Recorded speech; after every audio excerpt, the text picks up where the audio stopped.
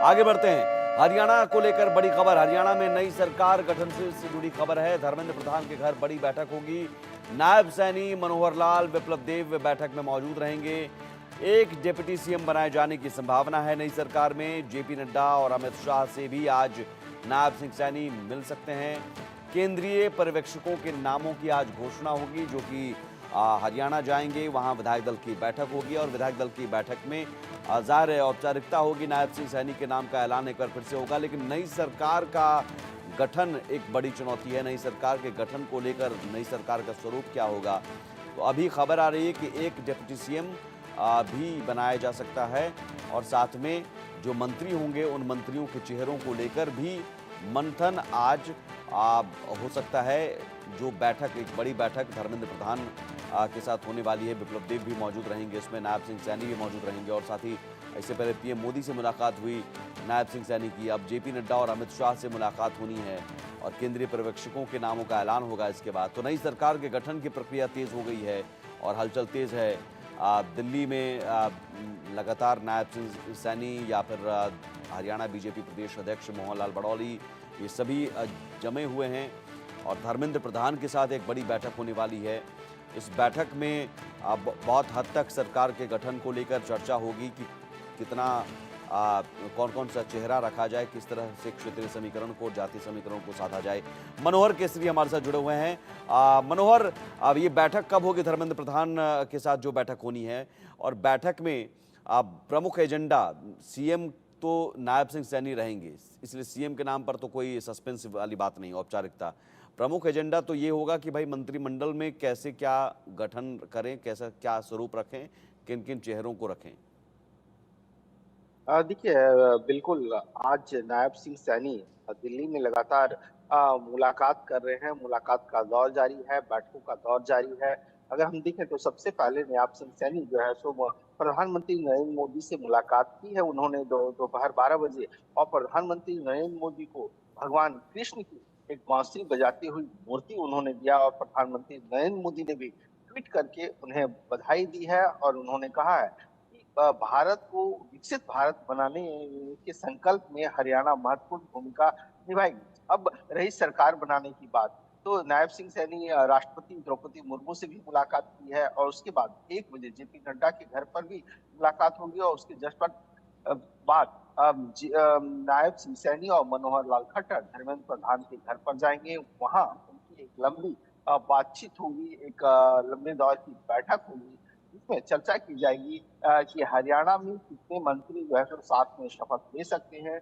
जैसा कि आपने भी बताया कि हरियाणा चुनाव के दौरान केंद्रीय गृह मंत्री अमित शाह भी कह चुके थे कि मुख्यमंत्री तो नायब सिंह सैनी ही होंगे। तो सिर्फ एक औपचारिक ऐलान की बात है कि नायब सिंह सैनी को दोबारा मुख्यमंत्री बनाया जाएगा। और चर्चा ये भी है कि एक उप मुख्यमंत्री भी इसमें शामिल हो सकते हैं। जी। आप 9 मंत्री, चूंकि 8 मंत्री और एक स्पीकर भी हार गए हैं, तो एक बड़ी चुनौती ये है कि अब नए चेहरे को लाना होगा, क्योंकि पिछली सरकार में जो मंत्री थे वो अगर जीतते तो रिपीट भी हो सकते थे, दावेदारी हो सकती थी। तो अब नए चेहरों को एकोमोडेट करना है, साथ ही साथ क्षेत्रीय और जातीय समीकरण को भी साधना है। देखिए, बिल्कुल ये सबसे बड़ी और अहम बात है।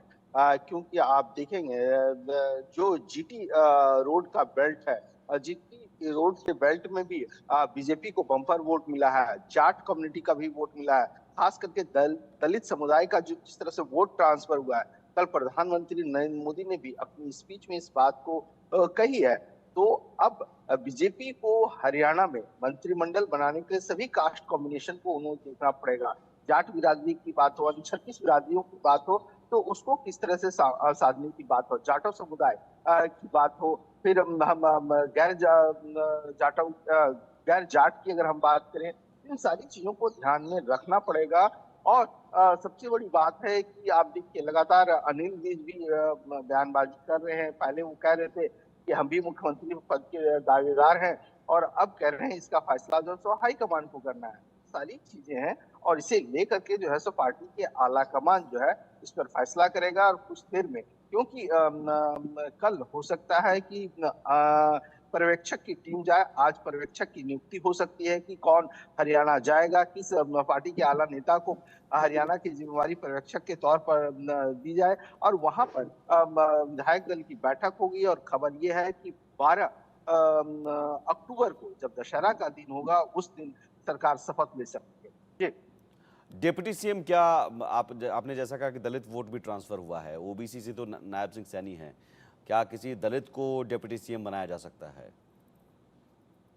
देखिए, आप अगर देखेंगे तो लगातार राहुल गांधी की ओर से दलितों को लेकर के जिस तरह से बीजेपी पे हमलावर मुखबिर थी, और कल प्रधानमंत्री ने इस बात को कहा कि झूठ हर चुनाव में परोसा जा रहा था, और इस प्रकार हरियाणा की जनता ने खास करके दलित कम्युनिटी, या अगर आप देखेंगे तो हरियाणा की जो 90 विधानसभा सीट है, इसमें से 17 सीटें जो है सो रिजर्व है, और बाकी 47 ऐसी सीटें हैं जिसमें 20% दलित कम्युनिटी के वोटर्स हैं।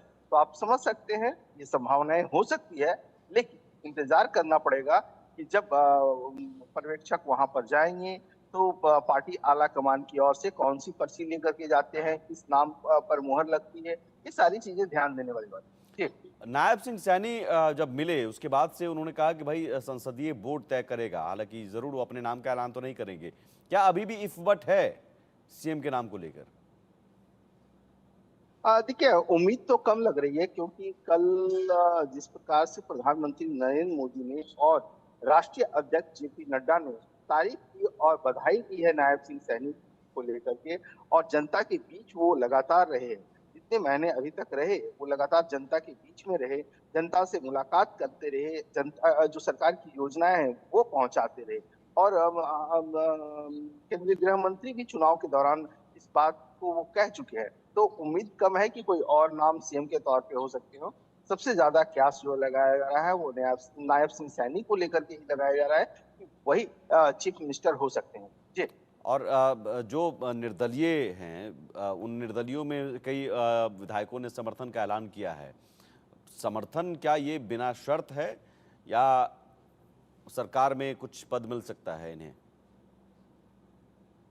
देखिए, बीजेपी ये तो 48 सीटों के ला करके इतिहास रच दिया है, और इतनी सीटें बीजेपी को पहले नहीं आई थी। और जहां तक 3 निर्दलियों का सवाल है, तो 3 निर्दलीय धर्मेंद्र प्रधान से आज मुलाकात करने वाले हैं, और उनका समर्थन मिल सकता है। एक हम बात करें सावित्री जिंदल का, और बाकी 2 और है।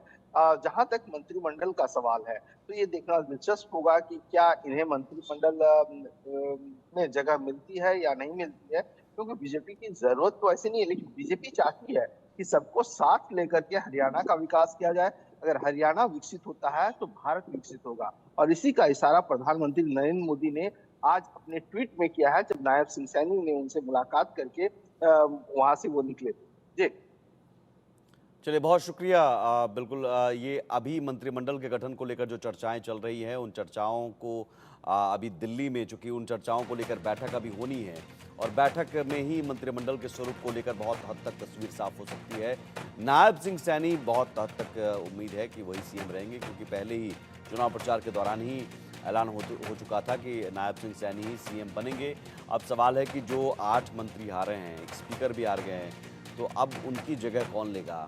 और मंत्री बनने के लिए कहीं ना कहीं दिल्ली दौड़ भी कई विधायकों ने लगानी